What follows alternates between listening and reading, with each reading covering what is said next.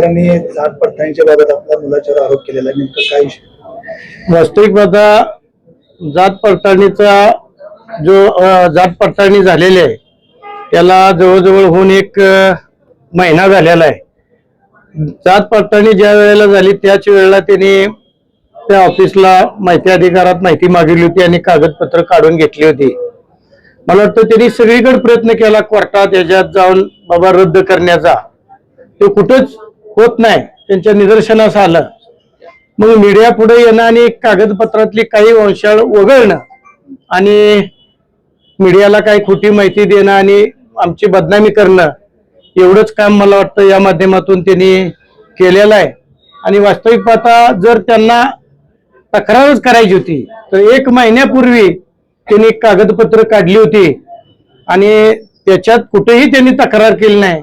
आणि आज आम्ही सभापती होणार म्हटल्यानंतरच त्यांनी मला वाटतं काल त्यांनी हा मुद्दा उपस्थित केला आणि मला वाटतं मीडिया पुढे प्रसिद्धी केली. वास्तविक पाहता मीडिया पुढे येऊन ही प्रसिद्धीच आहे. दाद मागायची झाली तर योग्य ठिकाणी त्यांनी जायला पाहिजे. योग्य ठिकाणी जाण्याचं सोडून मीडिया पुढे येतात म्हणजे मला वाटतं यात काही तथ्य नाही. जी पडताळणी झाल्या आणि जी पडताळणीची जी कोण पडताळणीचं मंडळ आहे त्यांना घटनेनं अधिकार दिलेला आहे आणि घटनेप्रमाणे मला वाटतं माझी जात पडताळणी क्लिअर झाली आणि त्याचं प्रमाणपत्र आपण संबंधित कलेक्टर ऑफिसला दिलेलं आहे. दाखले त्यांनी दिलेत की 100 वर्षाचं वय वगैरे अशी बरेच असं काय नाही, त्यांनी सगळं पाहणी करून दिलेलं आहे. जो नवीन शासनानं जो JR दिला की रक्ताच्या नातेसंबंधी त्याच्या आधारावरती त्यांनी ही जात पडताळणी करून दिलेली आहे आणि वास्तविक पाहता त्यांच्या अधिकारात त्यांनी केलेलं आहे. पालकमंत्री सुद्धा म्हणतात की जर का चुकीचं जर निघाल तर कारवाई करण्यात येईल. नाही, चुकीचं निघाल्यावर कारवाई होतच राहते. चुकीचं निघायला पाहिजे ना.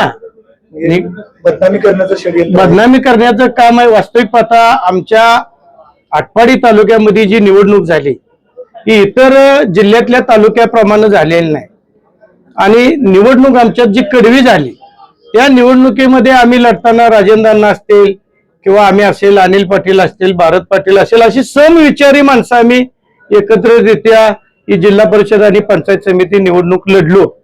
या निवडणुकीमध्ये 4 जिल्हा परिषद पैकी 3 जिल्हा परिषद सदस्य आमचे निवडून आले.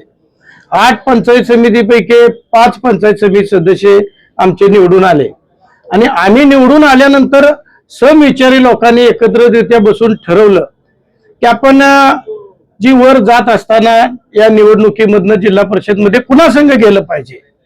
मग जर आपण ज्याच्या विरुद्ध कडवं लढलो आणि ज्याने या निवडणुकीला रूप वेगळं दिलं, मला वाटतं त्या सगळ्या घटनेला कारणीभूत हे गोपीचंद पडळकर आहेत.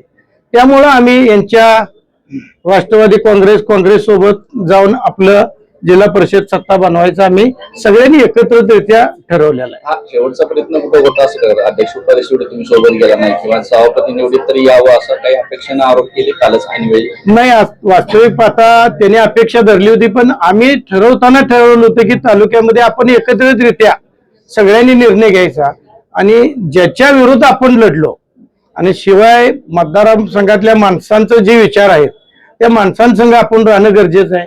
माणसांनी सगळ्या सांगितलेलं आहे ज्याच्या विरुद्ध आपण गेले 15 वर्ष लढतोय त्यांच्यासोबत आपण जायला नको, आपण सत्तेत काँग्रेस राष्ट्रवादी सोबत गेलं पाहिजे. आमदार महायुती सोबत राहिले तर आता यामुळे तुमच्या दोघांमध्ये काही अंतर पडलेलं आहे? अंतराचा विषय नाही, आमच्या तालुक्याचा प्रश्न वेगळा आहे. आमच्या तालुक्यात मी मुळातच सांगतोय की निवडणूक वेगळ्या पद्धतीने लढली गेली. निवडणुकीमध्ये अनेक आरोप झाले, त्यामध्ये हा कुणबीचा आत्ता काढला हा निवडणुकीतही मुद्दा होताच. ह्याच्या व्यतिरिक्त त्यांच्याकडे भाषण नव्हतं किंवा ह्याच्या व्यतिरिक्त कुठलंही विकास काम सांगायचं नव्हतं. फक्त एकच मुद्दा या कुणबीवर त्यांनी काढला होता. पण जी 20,000 मतदान झालं त्याच्यामध्ये आम्ही 4,000 लीडनं त्या मतदारसंघातनं निवडून आलोय. दावा दाखल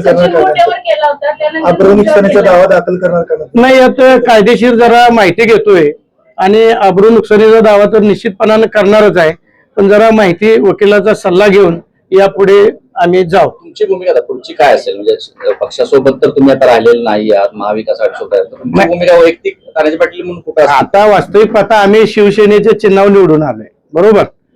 आम्ही वास्तविक पाहता आता शिवसेनेचा सभापती म्हणून अर्ज भरलेला आहे आणि आमच्या सोबत काँग्रेस राष्ट्रवादी सगळी संघ राहिले, म्हणजे त्यांनी मैत्री केलेली आहे आमच्या संघ. मग मैत्री करणारा संघच राहिला पाहिजे. आता दुश्मनी करणारा संघ राहणं कसं पसंत कराल कोण? लेख 25व्या वर्षी उभा राहिला, पहिलीच निवडणुकीने पहिल्याच निवडणुकीमध्ये विजय आणि सभापतीपद, दुहेरी दुर्धर शर्करा योग आहे. वडील म्हणून काय भावना आहे? नाही, वास्तविक पाहता नशिबाचा भाग असतो. 32 वर्ष राजकारणामध्ये मी संघर्ष करतोय. मला वाटतं मी 26व्या वर्षी जिल्हा परिषदला निवडून आलो, 5 वर्ष काम केलं. त्याच्यात मला कुठं सभापती पद मिळालं नाही. त्यानंतर माझी मिसेस निवडून आली, त्यांनी 5 वर्ष काम केलं, 1 वर्ष सभापती पद मिळालं कृषी आणि पशुसंवर्धन. आणि आता माझा मुलगा निवडून आला आणि पहिल्याच मला वाटतं टर्मला ते सभापती होते. याचा आनंद जरा वेगळाच राहतो. पण राजकारणात त्याग माझा आणि मुलाला त्याचा निश्चितपणाने फायदा होतोय.